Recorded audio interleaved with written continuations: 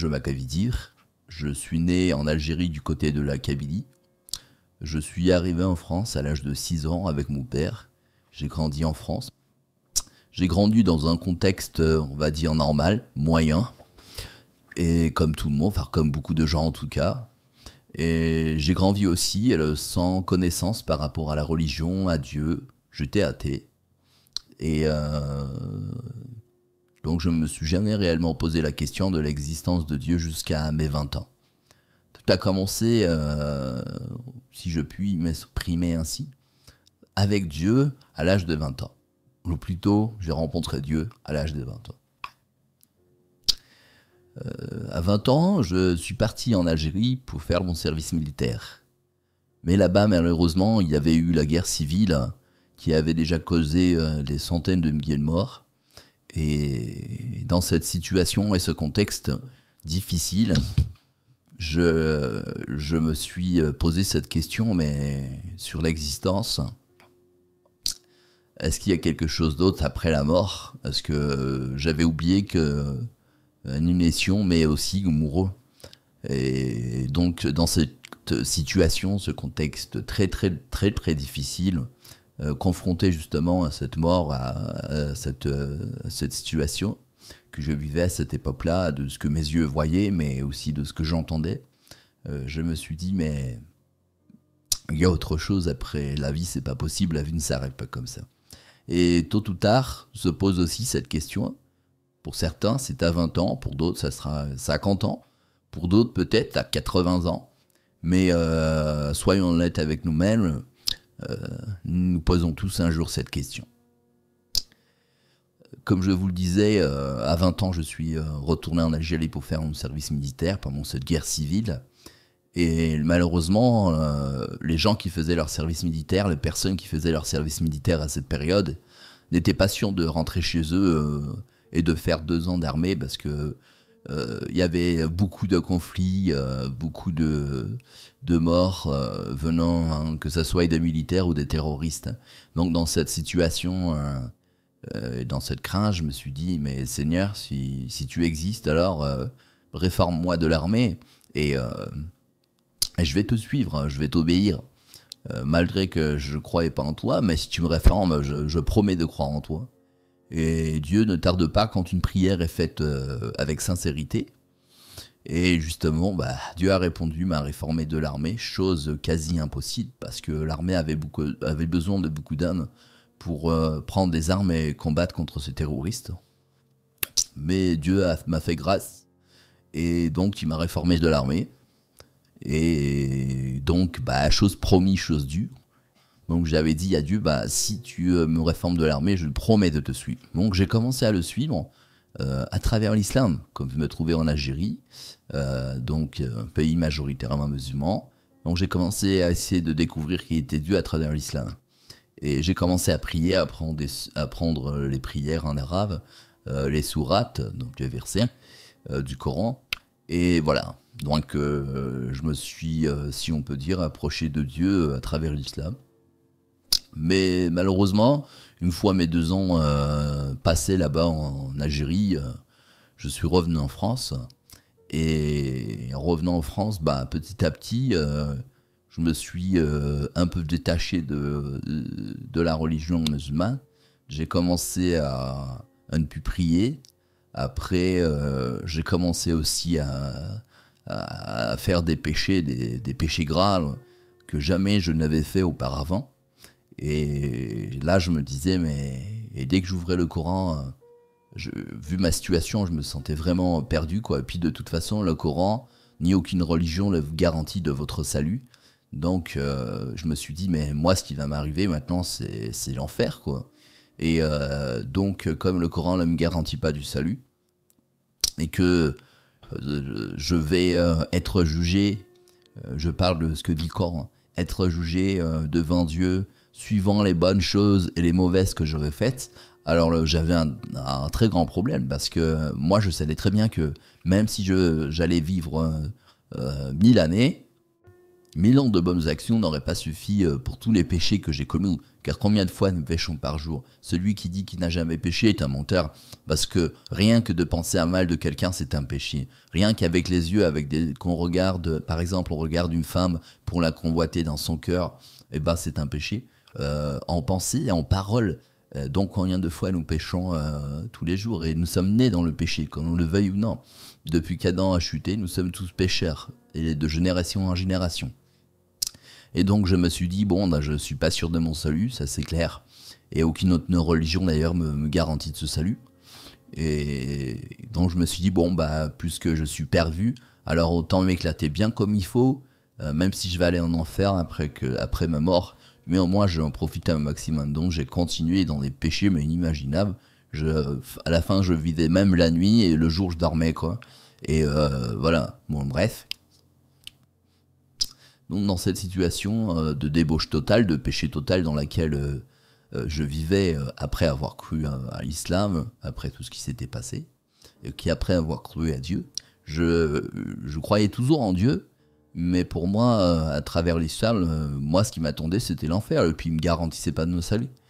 Et donc je me suis dit, bon ben voilà, c'est tout, puis voilà. Mais un beau jour, c'est là où ma vie a complètement changé.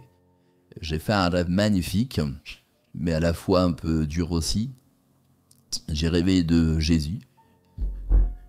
Je vais vous raconter mon rêve. Je me trouvais à Paris, dans une rue. Il y avait des passants un peu partout. Et chaque passant avait un ange de Dieu sur son dos. Et c'est comme s'ils arrachaient l'âme des gens, mais violemment. Et là, je savais très bien que c'était pas pour les emmener au paradis, mais pour les emmener en enfer. Et je me suis dit, mais si tout le monde a un ange de Dieu sur lui, moi, qui suis un gros pécheur, mais c'est même pas la peine pour moi, là, ça va être mon tour, quoi.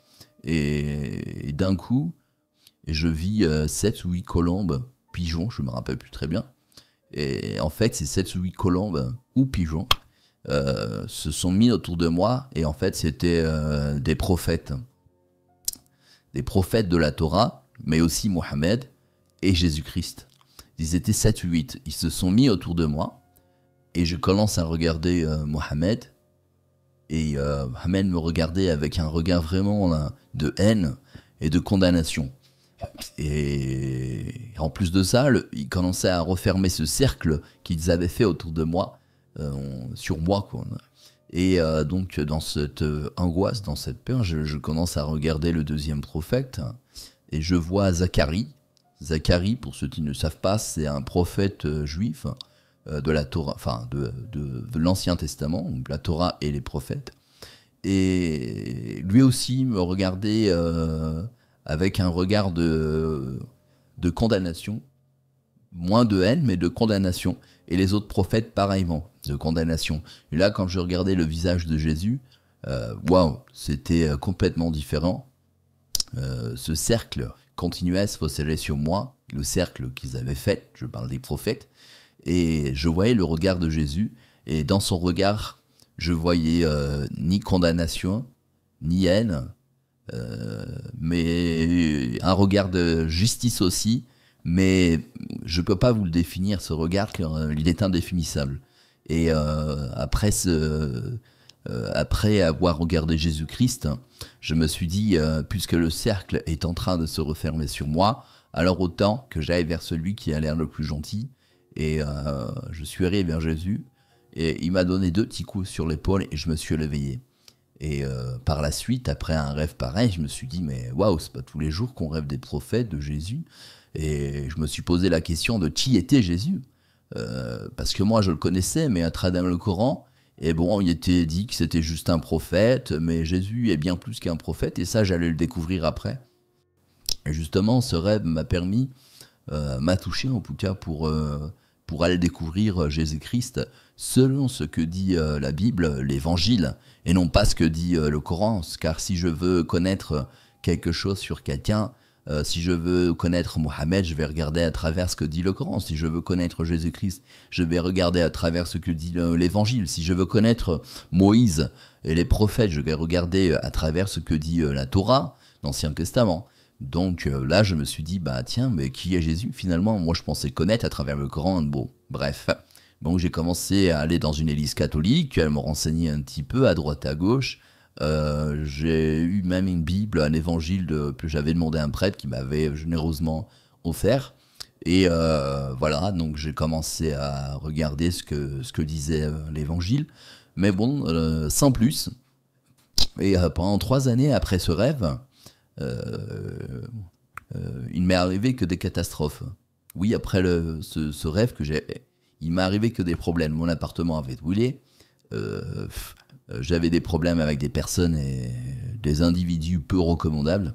Donc, au bout de 3 ans, je suis parti dans les Ardennes pour me mettre au vert, comme on dit, pendant un mois. Et le mois que j'ai passé là-bas, j'ai été vraiment touché parce que je connaissais personne. J'avais juste un ami là-bas. Et c'est là où vraiment Dieu m'a touché parce que j'avais dans ma valise une Bible et un Coran. Et de temps en temps, je lisais la Bible, de temps en temps, je lisais le Coran.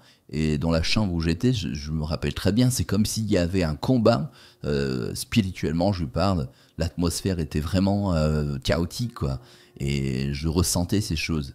Et puis, bon, je devais rester un mois. Finalement, je suis resté 6 ans. Après être arrivé là-bas, quelques temps, peut-être 3 mois après, j'ai commencé à aller dans une église évangélique. Et ce que j'y ai découvert m'a vraiment a bouleversé ma vie. Hein. Parce que non seulement je voyais bien qu'ils vivaient une relation avec Dieu, mais je voyais bien que c'était pas de la religiosité, que c'était sincère. Ils avaient une communion avec Dieu et personnelle, une communion personnelle, individuelle. Chacun priait Dieu selon son cœur. Non, c'était vraiment une relation intime avec Dieu au moyen et à travers Jésus-Christ. Et moi, j'ai été vraiment touché par rapport à ça. Et j'ai commencé à découvrir qui était finalement réellement Jésus-Christ. Quelle est la différence avec les autres prophètes? Qu'est-ce qu'il a de plus que les autres? Et je me suis quand même posé cette question. Je savais que dans le Coran, ils disent que c'est Jésus qui va revenir à la fin. Donc je me suis dit, mais pourquoi que c'est pas Mohammed qui revient à la fin? Pourquoi est-ce que c'est Jésus qui va venir pour juger ce monde? Alors je me suis dit, bon, déjà il y a quelque chose à travers Jésus-Christ. Puis quand j'ai lu la Bible, quand j'ai lu l'évangile, ce qui veut dire l'évangile, la bonne nouvelle, je comprenais enfin pourquoi on appelait ça l'évangile, la bonne nouvelle. Ben, cette bonne nouvelle que j'ai compris et que je vais vous partager, c'est tout simplement qu'il est impossible à l'homme d'être sauvé par lui-même, ni par ses bonnes actions, ni par la loi, ni quoi que ce soit. Que vous soyez juif, que vous soyez musulman, que vous soyez bouddhiste, que vous soyez peu importe votre religion, il est impossible à l'homme d'être sauvé par sa religion ou par ses propres efforts ou par ses propres œuvres. Cela est impossible. Car c'est pour ça que, en fait, Dieu a envoyé son Fils Jésus-Christ dans ce monde pour prendre nos péchés à notre place. Parce que Dieu est juste, et un Dieu juste ne peut pas tolérer le péché ou la souillure dans son royaume. Cela est impossible. Et j'ai trouvé que c'était la vérité, mais qu'il y avait un moyen et que ce n'était pas fini. Et ce moyen que Dieu avait prévu depuis tout temps et en tout temps, c'était Jésus-Christ pour ceux qui croiraient en lui et qui lui obéiraient, qui l'écouteraient. Et pourquoi Jésus? Tout simplement parce que c'est lui qui a pris nos péchés à notre place. C'est lui notre justice, c'est lui qui nous a justifiés. Ce n'est pas par nos propres œuvres, c'est ce que nous enseigne la Bible, ni par nos propres actions, mais par sa grâce, la grâce de Dieu le Père, au moyen de son Fils Jésus. Je me suis dit, mais waouh! Mais par-dessus tout, moi, ce qui m'avait touché, c'est que pendant toutes ces années où j'ai essayé de marcher pour plaire à Dieu à travers l'islam, je voyais bien que c'était impossible et que le Coran ou une religion ne me donnait aucun accès à la certitude de mon salut. Mais par contre, dans l'évangile, là, c'était une certitude. Jésus déclare, celui qui croit en moi vivra, combien même il serait mort.